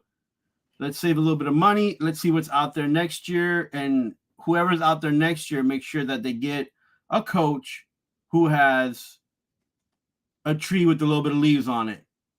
And then just do the whole coaching renovation next season. Well, we'll see how that goes. Rick has a good point here, too. Talking about head coaches getting fired. It's not just him. We talked about the Belichick's leaving with their dad, but most of the staff does get fired, and it does affect a lot of people. So I don't make light of it. Again, a lot of these guys are making pretty good money, and I'm not that concerned. They'll be okay. But when you get down to kind of the lower levels, a first year, assistant defensive line coach is probably not right. Tight ends coach, right? Line coach, all those guys. Which is why they'll all be out there at the Super Bowl looking for jobs when that comes around. So but I feel like, and also they're always been the type to not look for a new coach, but look for a rejuvenation of a coaching staff and a coaching style, and just. They always look to rebirth. They don't look to just change a coach out. So that's a cultural thing that Buffalo has, and it's part of their ownership, part of their management. So, in fact, I wouldn't even mind if they were just wait another season and be like, hey, Dable, come back, and you can even take Sean with you. Like, just go away. Like, I'll be okay with that. Well, we'll get to him in a minute. I don't think he's an. But anyway, so that's what I feel about what's going to happen in Buffalo. The Jets, I would have said even a month ago probably that Salah wouldn't be punished for this season because the whole Rodgers injury and some other situations. But excuse me, it's not just that they're losing, but they're an embarrassment to watch most of the time. Oh, they're losing with grace, Keith. They're doing it with style. The latest debacle. They're boring on offense, not just bad, but boring. And I always say bad is bad enough. When you're bad and boring, it makes it even worse. And when they do things, again, a lot of people think the buck fumble's not been replaced by this, the Hail Mary pick, which I don't know that I've ever seen happen before ever. In the NFL, I'm sure it has, but I don't remember it. Yeah, I think I've seen it before, but not in the NFL. Like maybe in college and in high school. But if this team just rolls over and quits, then I think Robert Saleh is going to be in trouble myself. Well, I'm as much as I want to be a critic, I want to be fair. he's had a hard go at it since his arrival in New York, and not by the media, but he lost his offensive coordinator in a bike incident. So then he had to replace him. He then replaces the guy with someone way too young and way too green in offense, a LaFleur brother, who I'm not too keen about. We know that. And then he replaces LaFleur because they're not doing well on offense, and they got a new quarterback. After getting a first-round pick quarterback, they got another one with another guy who's had his ups and downs as a coordinator. So here's the thing. The one saving grace that they have is that Douglas, as a GM, has been getting okay picks for the Jets, enough for them to be one of the most exciting defenses in the NFL, in the spies of what they're doing on offense. So I think he'll get a pass because he's been able to put together a defense with that's young and that's exciting, and that he lost the quarterback that they spent a lot of money on, so he might get one more year. I say this: if the Jets start 0-3, 0-4, you can the man next season. I think that would be fair, because then you know that he just don't have it as a coach. He just doesn't. He can't get over. It really works, by the way, but and helps the team that firing a guy mid-season. It really helps. So what's the point? If you think you might come to that, why not fire him now? So the thing is that you're going into a situation where if you fire the coach, you might even have to fire the GM, because. Oh, I think if one goes, they both have to go. Yes. Right. So you fire the coach, you have the GM, you have an interim coach, and then at the end of the season, you fire the GM. And the reason being is because right now they have all their information and they have everything ready for the draft of 2024. They saw that after Rodgers has been in a situation of losing the season to an injury, they've already got everything going, scouts and everything ready for a draft in 2024. That's why you can't just fire both of them right now. You wait till the season starts. You see if your improvements from the trades and the off season and all of the draft hoopla clears away. You start the season. If you're 4-0, great. If you're 0-4, sayonara. And then Douglas is also leaving at the end of the season. Here's what I think, and people don't like to hear this. I don't like to even hear it or say it. I think, being as they're going to have probably one shot with Aaron Rodgers to make a championship run, right, they're going to ask him what he wants. You want Robert Saleh or do you want somebody else?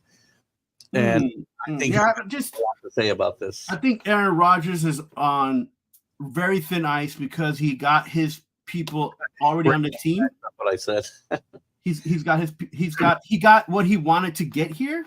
So I think now management and the GM is like, listen, do what you do with the people you got on a new leg, on a fresh leg, not new, but on the healed leg. And if you can't, not only am I getting rid of the people that brought you here, the coach that coached you, and you as well will be cut.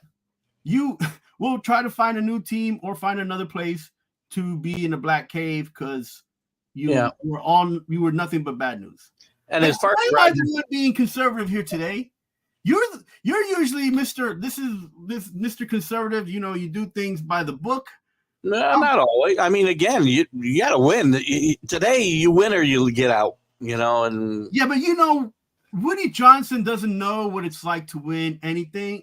He knows what it's like to make money and earn money, but he ain't never won anything in his life. But he wants to win. Why do you think Rodgers is here? Because Woody Johnson wants to win. How about this, Keith? How about we put it as simple as possible, right? There are people who are successful in life, and there are people who are striving to be successful, and there's people who just dream about success. Woody Johnson is a successful businessman. Absolutely. But football is more than just a business. It's when you put in sports. He's not the only guy that's ever happened to, by the way. Yeah, but when you put in sports in the mix, he hasn't ever been successful with the Jets ever. Like, they've had winning seasons, but that's not a success. That's just winning seasons. Like, if you compare him to Kroenke, every team Kroenke's touched in his ownership, he's won something. Good point. That's a great point. Look And at that. Kroenke's maybe Kroenke, and I've heard of the man and I've seen him around and different things. And this is a man, he's not just successful because he's got money. He's successful because he makes the right moves at the right times. He's kind of like the Buffett of sports. Right, and he puts people in place to do their jobs. He doesn't really get involved or overbearingly so with the day-to-day operations of the team. Would you ever hear Jimmy Buffett going to Amazon or IBM and be like, listen, I'm investing in you. I think these are the moves that you should make because I want to make more money and I expect a bigger payout in the back end. No. Well, number one, I think you mean Warren Buffett, not Jimmy Buffett. But Jimmy, did I say Jimmy? My bad. I meant Warren Buffett. I miss Jimmy. Jimmy had almost as much money as Warren, not quite, but almost. Jimmy, I miss Jimmy, man. And I don't think Warren Buffett's going to go tell Jeff Bezos anything what to do. So right, and again, going back to winning championships goes all the way back to your leader and the ownership. Agreed. By the way, that's why the Patriots have been where they've been until recently for 20 years because they had solid ownership who hired good people and let them do their jobs. Yeah, and so to that, Avail, to go back and we'll talk about Bill, which I think he will resign, is that, understand if he resigns, he can't coach next year. You understand that, right? Yeah, and he might take a year off. But listen, here's the thing. Robert Kraft has been a very successful businessman. He's done a lot with the Patriots. He's done a lot for himself. He was able to produce a championship win on a smaller budget for himself, not because he didn't want to spend money, but for the amount of that money he spent, he got a great return. So, but he's hoping that would carry on year after year after year, and that's not how that works. Inflation happens, and ownerships, they have to kind of get it in their head. Owners, you buy a team in sports, you're gonna have to pay money. The money are you gonna win more money? No, that's not how that works. You only have X amount of money to spend. He's spending the same amount of money. You can't spend over X. There's a hard cap in the NFL. Right, but I mean, it's not. It's just how it's his expectations on how he spends his money. Like they knew, unlike teams today, that you need depth and you need players beside your quarterback, and the quarterback would make concessions in his contract every year, which you do not see today. We talked about this. I talked about this somewhere. I think it might have been with you, and I've talked about it on other shows this week. One of the reasons play is so bad is because you're paying so many quarterbacks $40-50 million a year, and it hurts the rest of your roster. Yes. And until that changes, we're going to see bad football. And the reality, Keith, and you, again, I've said this to you and I've mentioned it many times on different shows. Not every quarterback, no matter what round you pick them, is going to be a Tom Brady. So whether you pay him $10 million or $90 million, it doesn't mean that you're going to get the best out of that quarterback. Sometimes you have a quarterback that's serviceable, and that's sometimes you have to work around with what you have and see if you can get into a playoff. Yeah, it's hard today. Anyway, I still think Bill will be traded in the offseason. I like your take. I'm not against it. I think he might take a break, hang out with his hot wife, find a new place where he can. He is with his girlfriend before the season started. So Bill is girlfriend. My bad. For all of you women out there of we're in your 20s, Bill's available. Let's move on to the north. When you said that, just a picture of him in the walk of shame just pops up in my head. Oh God! Right. Well, there is supposedly there's a picture out there of Bill leaving somebody's house, kind of shirtless, and yeah. If you guys are interested, you can Google that. And I think it might be.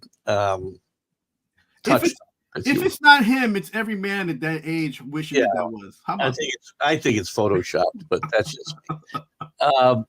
I hope it is. The AFC North, Ravens, Steelers, Browns, Bengals. I don't see any moves getting made here. I would have said Stefanski was in the most danger, but I think he's done a pretty good job with his quarterback situation, as bad as it is.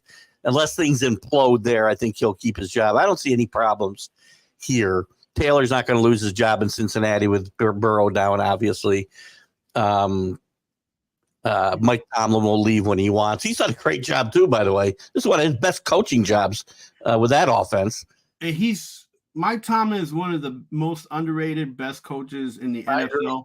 I agree. I feel there's Vegas, they have a betting to see what coaches get fired, and he's on the list, but everybody be on the list. Yeah, I mean, the number is pretty high at MGM. Let's see. Let me see. It's not. It's not that high. It was. It's got to be plus 2,000 at least. No. Yeah, it's like 25, but still 25. I mean, he just got rid of Canada, which was a great move, by the way, because that offense, it was abysmal. I didn't think he'd be okay. His new offense actually was pretty decent. I mean, the other day after firing Matt Canada got fired.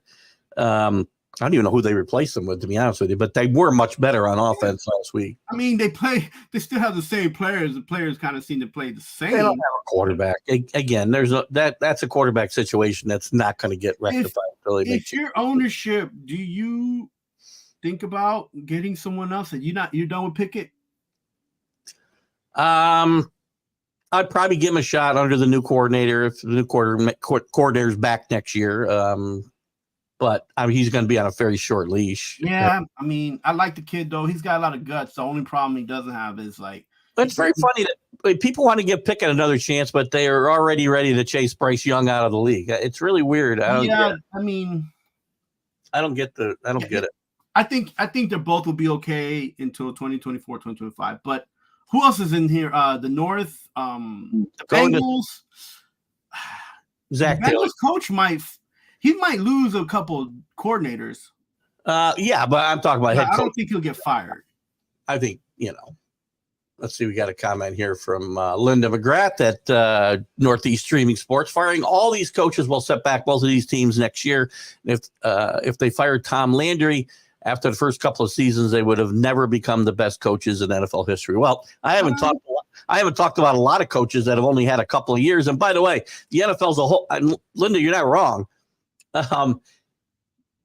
But the game's a whole lot different now. There's a whole lot of money involved, and they don't have patience to wait. You win, and if you don't win in 2 years, you're probably going to be gone. Yeah. And Linda has a lot of hope for the Giants. I'm not drinking the juice. I don't like the Kool-Aid taste. With that said, I will not be talking about. We aren't there yet. I will not be talking about firing the Giants head coach. Let's go to the AFC South.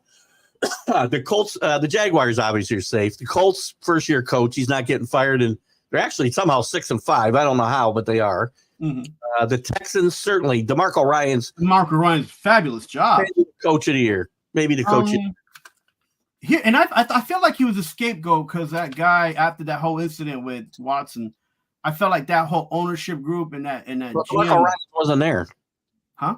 DeMarco Ryans wasn't even there. What I'm saying is, I was hoping that team would have got sold and they should move on from that situation, from those guys and ownership. Well, the owner died, and they kind of are under new ownership in a way. But yeah, but they still got the same GM, and I'm not too keen on him and the expatriate GM. But DeMarco Ryan's doing a great job. He's safe. Well, Robert Kraft would like to bring that GM back to Foxborough, by the way.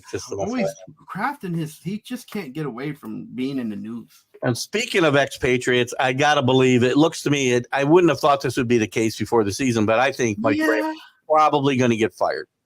Vrabel or leave on his own, one or the other. Yeah, I don't. That's just such a.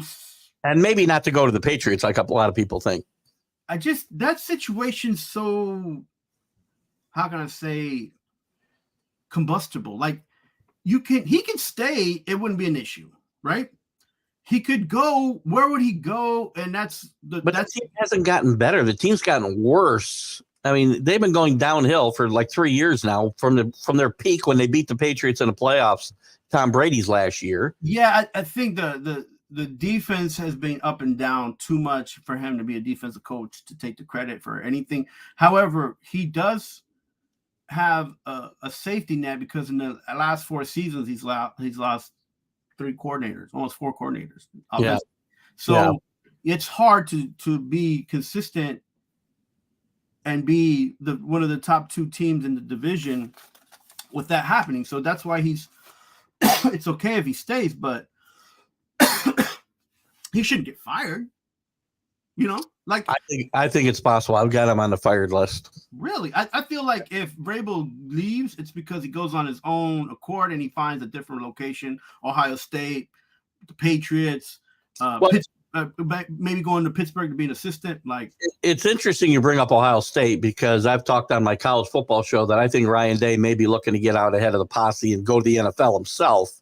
And if that happens, it's been talked about that Mike Vrabel would be their number 1 candidate. Yeah, for sure. Like, and even like Ryan Day, where's he going to go to Packers? Like, who's going to pick up this guy? Like, I feel like you go that route, you're asking to be like that Canada and that also like who was the ex-coordinator for the Ravens that got rid of that he was just so basic. Like, don't do that. If you're an NFL team, stay away from Day. Like, if he needs an opportunity to do anything, he should go to another school and prove. Very few guys make that transition successfully. Some do.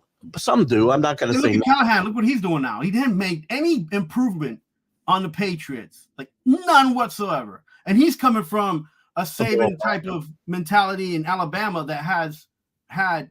Well, he had NFL. By the way, if you want to make money, you go the other way now. You don't go to pro. You should go to college because they're making the money. Let's move to the West. We've spent a lot of time here. So Chiefs, obviously not changing coaches. No. Broncos not changing coaches, but likely the Raiders and Chargers. The Raiders have already fired 1 coach. Right. The question is whether they keep Antonio Pierce. I read an article this morning that there may be an open revolt if they do not retain him. I do not see anything out of this team that tells me he ought to be retained. He has no experience. I'd be looking for an experienced head coach, and I've said I think Jim Harbaugh ends up here. And the Raiders, yeah, that's a good place for him, or even the Chargers. But with the Raiders situation, they need consistency, man.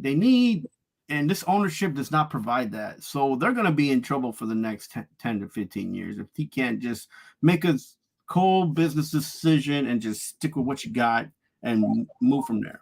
So it's going to be like the previous 10 to 15 years, I guess, right? So if he does what his dad, if he does even half of what his father tried to do, it's going to be terrible. Because this is a new, like you said, the times have changed. This is more financially focused than it was about the sport itself in the past. So Al Davis was just win, baby. This team just make money, baby. That's it. Yeah, that's it. Chargers, Staley's going to get fired. I mean, there's so much talent on both sides of this football. And by the way, this is where Bill Belichick will likely end up in my mind. There's your second hot take. I feel this problem is I don't know if Bill would go to an ownership from Kraft to Soros. Yeah, but I don't think he'll make. Bill is a pretty smart man. But Bill's going to be 72 years old. He needs to get to a situation where he can win now. He's got a franchise quarterback there. He's got talent on both sides of the football. He can get the win record that he wants and possibly even show people that he can win a Super Bowl without Tom Brady. I think that's more of a Jim Harbaugh mentality than maybe. If we spoke about if any ownership is going to treat Bill the way he wants to be treated, it's going to be the ownership that has Magic Johnson, the ownership that has Richardson, a lot of those guys there who know about sports management, know about winning teams. I feel like he's more likely to go to Washington than he will to go to the other side of the country because of the people who he's going to be working under. That's possible. Rick talks about the Raiders situation. Again, I'm not sure that he's backing Antonio Pierce here because they got 1 win. Since they got that freedom, they've lost 2 in a row now since that 1 win. So I don't think Antonio Pierce keeps that job. Let's move on to the NFC, and we're going to get to the team I know you want to talk about here. Eagles are safe. Cowboys, it's funny. Everybody wants McCarthy to get fired. The team wins a bunch of games in the regular season and they peter out in the playoffs. Going to be the same thing this year. I think this team, first of all, he needs to beat the Eagles at some point. Second of all, they need to go deep in the playoffs, I think, or a change will get made. Another team that, again, I think it might be a whole far-fetched, but another team that Bill Belichick's name has come up with recently is Jerry Jones, who I can't see him coaching for, going to the Cowboys. So I think McCarthy will keep his job myself here. Yeah, I mean, Dak is playing some of the best football. The offense is clicking, but I don't know. The game yesterday and the Seahawks having an opportunity to just win that game, and Dallas was, a team like the Seahawks, that was a great coaching job on the opposite end, on the opposite side. I feel like McCarthy needs to push the gas pedal and not let go. And he's just too, what's that word? It's the word skipping my mind, but he's just not like all in. Like, I feel like he's just too not decisive right now. Well, they changed their offense up this year and throw the ball down the field more. And listen, the offense is exciting, but that defense was bad last night. And against a banged up Seattle team, offensive line, the quarterback's arms ready to fall off, and they kept the Seahawks around all night. So listen, the key for him is he's got to beat the Eagles here at some point, and it may have to be in the playoffs. You got the roster everybody's hoping for on offense. Like, there's not one guy in any position that isn't good or great. So like, why is this a struggle? Like, I don't get it. Like, and it's a pretty basic offensive playbook if you think about it. The Commanders is pretty much a foregone conclusion that Ron Rivera will lose his job here. He will resign. Yes, he won't get fired. Yeah. That one's easy. Giants, and kind of to Linda's point earlier, they're not firing Brian Daboll. It's going to be a terrible 5 to 10 years, but it is what it is. New Yorkers, Listen, if you want to spend the money for those tickets, go ahead. But I say save your money for Christmases for the next few years. Often take a step back in the second year of any regime. It happened to Bill Parcells in New England. They made a playoff. Daboll, man. Keith, listen to what Bill Parcells at one time was Brian Daboll and worse. The GM stepped up and said that Daniel Jones was a quarterback, not needing to say anything about Daniel Jones. He's not even in the building. He can't give confidence to DeVito, who's his actual quarterback in the moment. The kid is doing better than any quarterback in New York. There's not a single person alive who thinks that Tommy DeVito is the future of this franchise. I'm not saying that. What I'm saying is that that's a man who's carrying your team. That's the man you're supposed to back. Maybe he doesn't respect him because he lives in his mom. No matter who. It don't matter. This guy's making Daniel Jones look like a folio. And he's only played 2 games. That's way over the top. Daniel Jones is a better quarterback than Tommy DeVito by miles. What I'm saying to you is that they score more points with DeVito in 2 games than Daniel Jones scored in the last 6 games. This year. Okay, so you look, Daniel Jones, he had got his running back. He got almost everybody back from the same games this year. Last year. So they're just terrible, man. Like, look, all I'm saying is if I'm the GM of my team and I have a player that goes out, aka Aaron Rodgers, I'm not gonna and that's the only thing I respect about Saleh was that he said, you know what, Wilson's my man. I'm sticking with him. Wilson didn't do what he was supposed to do. That's not on Saleh, that's on Wilson. But at least he gave confidence to his young quarterback. The guy doesn't allow his coach to say anything, and he says, we're sticking with Daniel Jones. Daniel Jones ain't even in the same zip code. I'm sure Daniel Jones is chilling with his mom, too. I don't think Daniel Jones living in his mom's basement. Well, he went back during off-season to hang out at his mom's house. She was washing his clothes, too. Who cares? At the end of the day, look, you got to back up the guy who's on the team in the moment. And the guy on the team in the moment was DeVito. And that's terrible. This terrible talk by any GM or any media coming out of the Giants. talking about Daniel Jones is still your quarterback. Come on, man. You have to head off the narrative that Daniel Jones may not be the quarterback, because don't forget, it's not just about Tommy DeVito. It's about them talking about drafting a quarterback next year. Who at this point, who cares what the Giants are doing? They're terrible. They can't draft a quarterback because you aren't going to be able to trade the one you have. Maybe you will, actually, with the bad quarterbacks around the league. $40 million a year looks pretty cheap right now. At the end of the day, it's just not a good look for a team that has so much respect, like a team that's historically okay in the NFL. This new regime is ridiculous. I feel like the Jets and the Giants are almost now on the same level from the ridiculousness that's going on in New Jersey. Rick's point about Eric Bieniemy, will he go with Rivera or move up? I think Eric Bieniemy will interview for this job. I think Eric Bieniemy's done a decent job developing Sam Howell into a good quarterback. So I think Bieniemy is going to get some real consideration. Getting out from Andy Reid's shadow, I think, has been good for Eric Bieniemy. Apparently he was never going to get a job as long as he was in that shadow.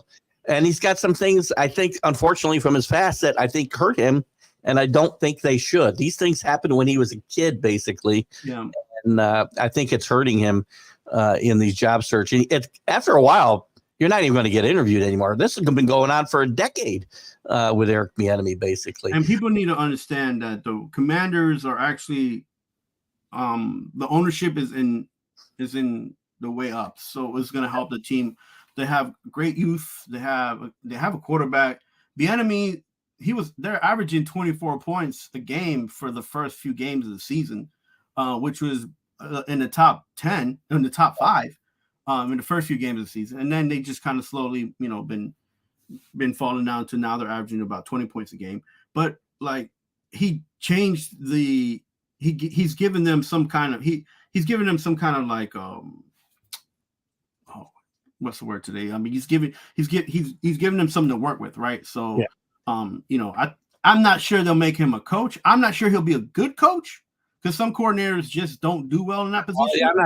I'm not making any comment whether he'll be a great coach, right, but I will say to Rick's question, if he doesn't get the Washington job, I think this is the year Bieniemy gets a chance somewhere. There's going to be so many job openings in my mind. Eric Bieniemy is going to get one of them. And I hope he gets a decent one because that's one of the reasons coaches fall on their faces because they end up in bad situations too. Yeah, I mean, sometimes these coaches, they want to move on and they want something different and they think that a head coaching job is the thing to do, but it just doesn't work in their favor. I mean, we could talk about a lot of guys who work with from the Cowboys, Wanstead and what's this guy who won Wade Phillips? He ended up winning more Super Bowls as a coordinator than he did as a coach. He didn't ever touch the Super Bowl trophy as a coach. He had some good team. He wasn't a horrible coach. He wasn't a horrible coach. It's just, I mean, he wasn't as bad as the offensive coordinator kept getting jobs everywhere. North Turner. Yeah. I mean, that guy was horrendous as a head coach. But all of Jimmy Johnson's tree, they were all great coordinators. Coaches. Wanstead had some decent teams, but never great teams ever. Yeah. He had a couple of good Bears teams and a couple of good Dolphin teams. NFC North, I don't see anybody in trouble here. Dan Campbell, I thought might go to A&M, but he turned them down from all reports. He already turned them down? He doesn't even give them an option? I heard he turned them down. Didn't he? He needs to turn down that quarterback. That quarterback is terrible. Well, he ain't going to go nowhere with that quarterback. Shows you how good a job he's done coaching his team to be 8-3. So yeah, I mean that defense is going to make that defense allows him to win games. O'Connell's not going to lose his job with the Vikings. Second year, he's a really good young head coach. Very innovative in my mind. I mean, people got a little excited over Josh Dobbs' first couple of games. By the way, I think you're seeing a real Josh Dobbs and why he was available in the first place. I mean, that's a little bit harsh. Coming from the fact that your guys got a first round pick who looks like I'm just saying again. Dobbs is. I'm not saying my quarterback's any good. I'm saying this one's not either. Dobbs is actually a good quarterback, and he's actually better than the serviceable quarterback that they got in Detroit. How about that? Yeah, he's a good guy to have on your bench and bring in, as a backup. Yeah, I mean, how about this? 90% of the people playing quarterback right now are backups, or even more in the NFL right now. So, well, I wouldn't say 90, but yeah, it's 90. It's like, but it's probably higher than 90. 90%. Who's the starting the top 5 starting quarterbacks? And then that's it. It's like 5 or 6, and then everybody else is. Oh, you're saying should be a backup, or they are currently backups right now. Well, no, I mean that's not true. Cardinals top 10. Look at the top 10 quarterbacks. Starters playing, Seahawks starters playing, 49ers starters playing. We'll throw the Panthers out because they don't even have a quarterback. You consider Purdy a starting quarterback in the NFL as far as like? Yeah, I do. He look at his record again. Geno's comeback player of the year, so he's just now getting an opportunity. So that's 2. But that doesn't mean I asked you if they should be starting quarterbacks or backups. You said no, they were the second string quarterbacks. That's not the case. These guys were. Purdy wasn't a second string quarterback heading into this year. No, but he was a second string quarterback. Everybody starts out as a second string quarterback. That's not true. How many guys don't? How many guys don't? Herbert's started as. There's one. No, actually, no, he didn't. He started and didn't play until Troy Taylor got a shot in the rib cage that punctured his lung. So no, he started out as a backup. All right. Okay. But you can't judge him that way. Mahomes didn't play. He was a backup because they let him sit a year behind Smith. Okay, so if we say started the season, right? If they started this season, you have to go by this season. All right. No. And they should be starting, and they should be a starting quarterback. You have Mahomes. You have Russell Wilson. You just added should be again when I asked you, and you said no. I said they started the season as a starter. They're the starter. Right. And I'm just naming them right now. Okay. So you have to give me. Do you have more than 10 guys right now? You have to give me like 25 backup quarterbacks playing right now, and that's not the case. That's what I just said earlier. It's like no 90%. 90%. You said 90% backup quarterbacks were playing. Are currently playing. No, they are. There's less. Way less. I don't know. The Dolphins, the Bills, the Jets are playing. The Patriots will be. He's already been in and out of the lineup, so yes. Ravens, Steelers. Well, Bengals, Browns. Well, there's more than it's not 90%. It's about 40%, which is still a lot. So a little hyperbole there. Anyway, I overshot the number by 50. Where were we? God, we're going to talk about nothing but NFL tonight. That's fine. The Bears in the Central. That's the only team that's going to fire. Yeah, Uberflus this is his second year, man. I think he's getting fired though. I don't know, and it's Poles' his second year. I think they're just on his. I think it depends. If they decide to keep Fields, right, and go somewhere else with that number 1 pick and not pick a quarterback, then he'll keep his job and most of that situation will stay intact. If they decide to trade Fields and go for a quarterback with that number 1 pick that they have from the Panthers, I think they may just start with a new staff as well. If Poles is any type of guru that they say and think that he is as a young GM in this NFL, he will sell all those picks and get trades, improve that O-line, and get cap and just get a lot of offensive and defensive players in the draft. By the way, I wouldn't go for a quarterback. He could even get a free agent backup that's probably going to be as good as a quarterback that's serviceable. Heck, he can get Jared Goff. If they want to move Fields, I'll be happy to entertain him coming to Foxborough because I think he's going to keep developing and be a really good. He's not terrible. He just doesn't have an O-line to give him time, and he needs time because you could tell that he's still trying to transition his game from college to NFL. Right? I'm not sure why Rick wants to. He hates to think that Flores improved the defense dramatically. He should get a shot even with legal action against the league. Oh, it's court. So you don't like Flores? I think Rick. Again, I'm not sure if Flores has done anything wrong. He refused to throw games in Miami, so he sued the league for that and discrimination, and basically being blackballed in some hiring situations. Again, if that's his case, he's got every right to do it. That's what we do here in this country. We sue for everything. Good day, CA. And you can elaborate if you want, Rick. I don't want to put words in your mouth. Let's move on. The South. Everybody might get fired. Well, Frank Reich already got fired, so there's one. Yeah. I think Allen? Todd Bowles is gone. Well, I mean, I think Todd Bowles is gone. The defense is. He's never made the playoffs with anybody not named Tom Brady. I'm just give the guy a shot. Like, this is the second season as a coach, right? This second season as a coach. This is his third season in Tampa. He had 4 years with the Jets. He's a great coordinator. He is a great coordinator. He not a good head coach. I mean, they're getting a lot out of Baker anyway right now that they didn't expect. So that's good for them. Yeah. I think Allen's going to be in trouble in New Orleans. I know it's only his second year too, but I think he's in trouble. And so is Arthur Smith with the Falcons. Same situation. You got to win fast in this league today. Well, in those three situations, which is funny that you mentioned that, is that all three of those situations, coaching staff has stayed from the prior coaching regime.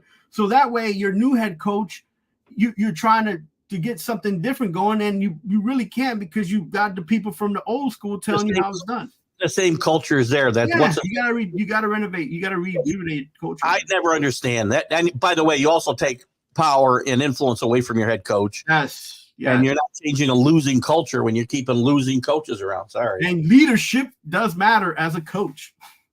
Rick is saying no. I'm saying he could be going. Oh, he could be going to. Yeah. Listen, Flores should be a head coach in this league. By the way, I will say that, and I'll keep saying it. I said it when he got fired. He was the Giants coach, to be honest with you. Well, he could have been, but that's one of the reasons he's suing the league. Yeah, so, I know. Love the improvement in the defense with the Vikings, and I agree. Yeah, great job. And I think your head coach, Rick, is going to be one of the great head coaches of that generation. He is a guy who I think is going to make that leap and be very. This year, they need to build depth on that. The only thing the Vikings are missing is depth on the defensive side and on offense. I mean, well, it's a lot of teams. Again, we could say that about the whole freaking league. That's true, but like that coach is he's making the guys believe they're playing. It's hard, but at least they're being competitive, which is important. Yeah, and the West, pretty simple. Nobody's getting fired in the West because you got a first-year coach in Arizona, who didn't have his quarterback for most of the season.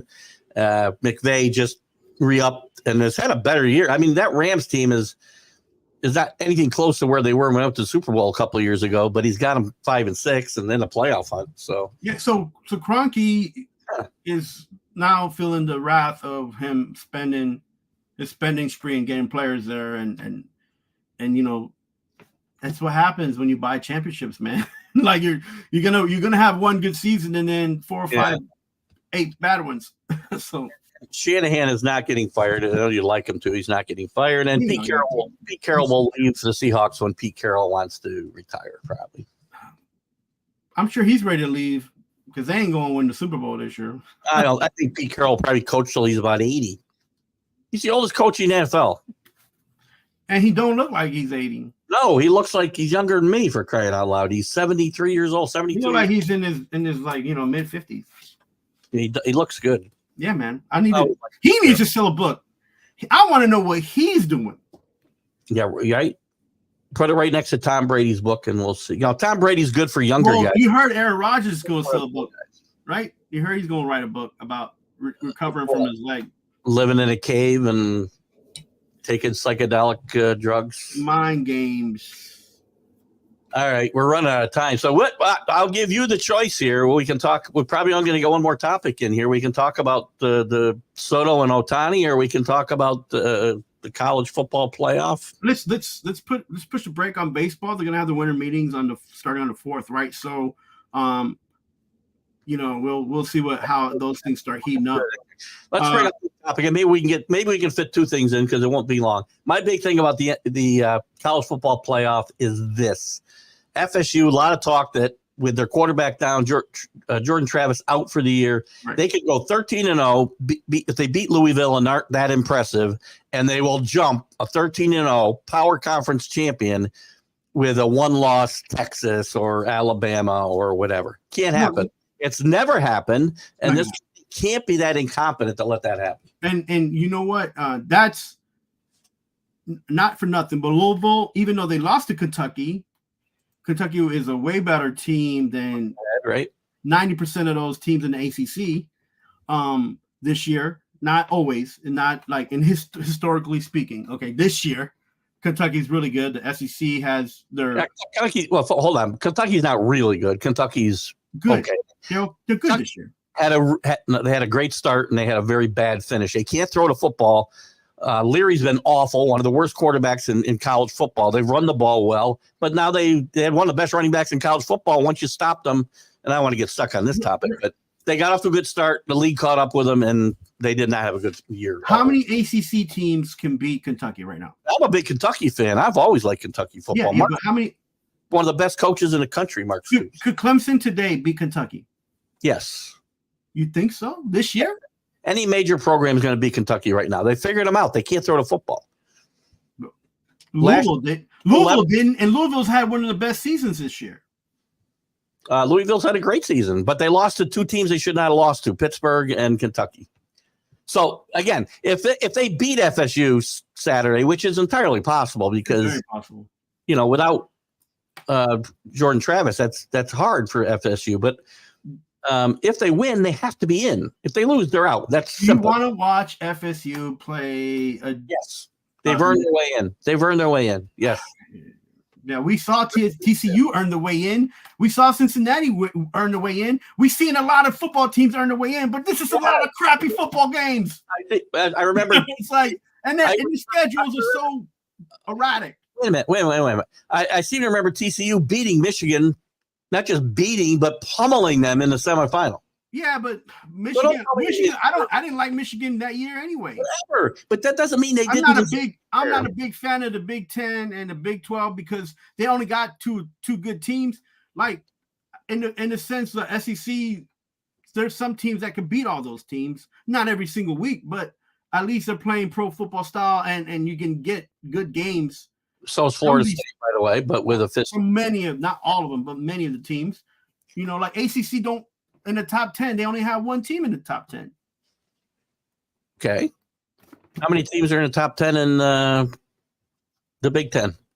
Two. We got one more. One. Yeah. Which is what I'm saying to you. Like those conferences are just so erratic. And I get it. I'm not saying that you shouldn't follow your team and have pride, but if you earned it, but the football is basic, right? Semi-competitive. You want to see that on a Sunday night? You're gonna spend you think these people in the who are controlling the TV media stuff want that on the bill? No, man. They want to make sure that the football games are so this is like professional wrestling. We want the best matchups. Man, it's been like that since maybe 1995. Everything that's wrong, and that's everything that's wrong with college. I mean, I would never sit here and tell you that's not wrong. But what I'm saying to you is I don't want to watch junk. Like Amazon has paid for a lot of money to have NFL Thursday games. I agree, but that's, again, let's not cloud the point. This is something different. This is teams playing for a championship that have got the resume and deserve a chance to play for it. The teams that they played against haven't been that good this season. They beat LSU, who was one of the top teams in the country when they beat them. They beat Clemson, who was one of the top teams in the country when they beat them. Again, those wins haven't aged well. I get that. Right. And they win everybody in front of them. And I know the ACC gets a bad rap, but the ACC, the middle to the top of the ACC is very competitive. I mean, Clemson's in the middle of that, and they're not a bad football team. They're not as good as they've been in the past. If you were to tell me Clemson and FSU have to play in a championship, and let's say Clemson wins the championship, you want them to play against Georgia? No. You'd be okay watching that? This Clemson team, no, because they wouldn't win. They wouldn't be undefeated. If they're undefeated, yes. But this Clemson team, if they found a way into the championship game and won, they wouldn't make it to the playoff. No.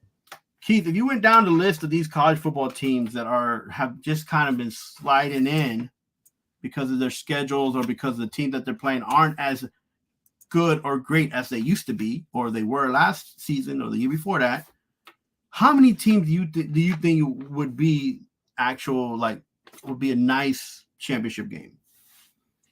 Well, again, I like that Ohio got beat by Michigan. I like that, but I don't even want to see Michigan play. Like that whole thing with Penn State, like that whole Big Ten I don't feel like was, as much as they were competitive with each other, I don't feel like they're strong enough to hold water from some of the SEC teams and Pac-12 teams this season.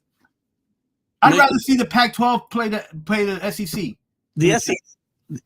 Well, you might. Again, you might. Right. That's my hope, but the numbers ain't gonna go that way. And I'm standing by my early or preseason prediction that Georgia would three-peat this year, but Georgia and Alabama have, as much as they've improved as the year's gone on, they're still not vintage Georgia and Alabama teams. So somebody from the Big Ten is going to catch them. This is your year to do it. Right. I mean, if you, and I hear what you're saying, but I saw an Iron Bowl game where Alabama didn't look like they were going to win it, and were getting beat by a lesser team in Auburn with less opportunity, and they came out and ended up winning that game. Oh yeah. Right. So using FSU again as my litmus test, right? Mm-hmm. We look at teams, and you look at the teams that are alive. Everybody's in love with Georgia or Oregon's because they're winning by such big margins. I don't either. Of all the teams that are alive, they're the team without a really good win on their resume. The best team they played, they lost to. Yeah, Washington. Yeah. How they're a 9.5 point favorite this weekend is amazing to me. Put as much money on Washington as you can. Yeah, I mean, the team with the best win in the country right now of the teams that are alive is Texas beating Alabama, but Alabama wasn't as good a team as they are now at that point. So it becomes very muddled. This could all, to me, it's all mute. If Georgia, Michigan, Washington, and Florida State win Friday and Saturday, it should be over, and they're the 4 teams in. They're undefeated, power conference champions, no debate, no nothing. Take your 1-loss Texas, your 1-loss Alabama. If they win their conference champions, you're staying home. To be honest with you, I wouldn't mind seeing Washington play Georgia or Alabama as a championship. That's all. I mean, that's me and what I've been watching college football, and for what I want to see competitiveness and not trying to. And yeah, it sounds kind of petty because every other team's they've earned their way. But man, you talking to a kid that didn't see Central Florida play, and they was ranked number 1 and had 0 losses and the bowl game, which I think would have been interesting. Well, wait a minute, you just told me the Cincinnati's and the TCU. No. But I'm talking about that team was. Watching that team was good, man. Like I wanted to watch that team.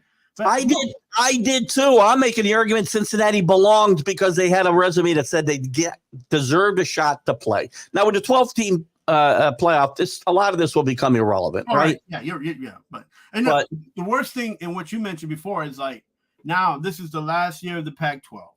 The super conferences are going to exist. You're going to have the 12-game playoff.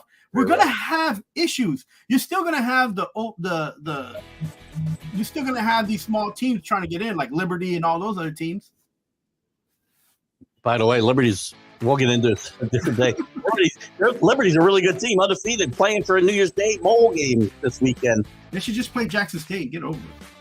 We're out of time. I'll tell you this. Put all your money on Washington plus 9.5 this weekend because there's no way they're getting blown out of this game. Washington, Alabama, guys. Great job, Carlos. Great job. Guys, we'll be off next week. So we'll have a best of encore performance because I'm traveling, Carlos is traveling, and we'll be back in 2 weeks live, and we'll catch up on all of the things we talked about today and new stuff as well. Talk to you later. Thanks, Carlos. Watching football tonight, people. Don't forget.